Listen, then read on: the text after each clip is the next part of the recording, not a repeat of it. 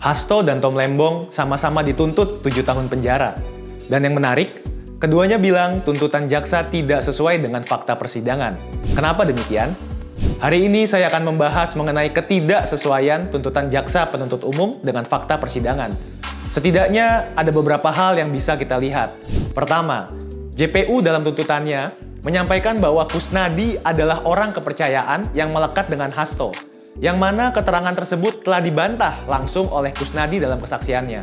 Selain itu, saksi Arief Budi Raharjo juga menerangkan bahwa ia tidak melihat Harun Masiku ataupun Hasto Kristianto maupun kendaraannya di PT IKA. Dari keterangan-keterangan tersebut, Kusnadi jelas bukan orang yang melekat setiap saat dengan Hasto Kristianto dan tidak dapat disimpulkan seakan-akan Hasto Kristianto juga berada di PT IKA.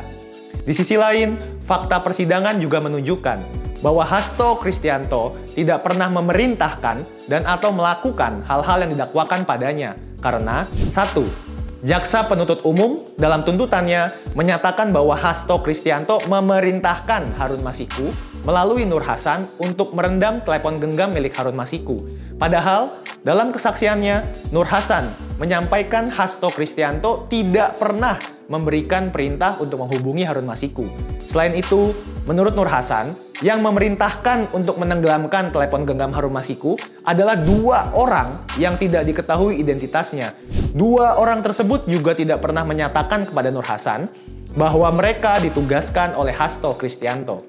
Kedua, tidak ada keterangan saksi maupun alat bukti yang menunjukkan atau membuktikan Hasto Kristianto memerintahkan Kusnadi untuk menenggelamkan telepon genggam Kusnadi.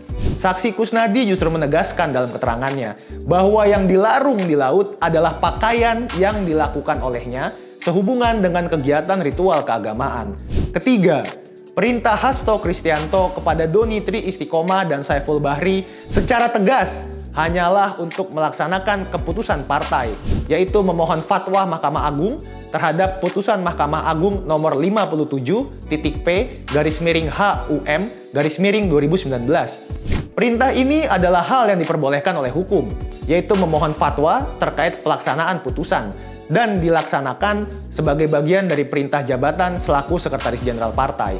Jadi, kesimpulannya, berdasarkan hal-hal tersebut, dapat kita lihat tuntutan JPU sebenarnya tidak sesuai dengan fakta persidangan.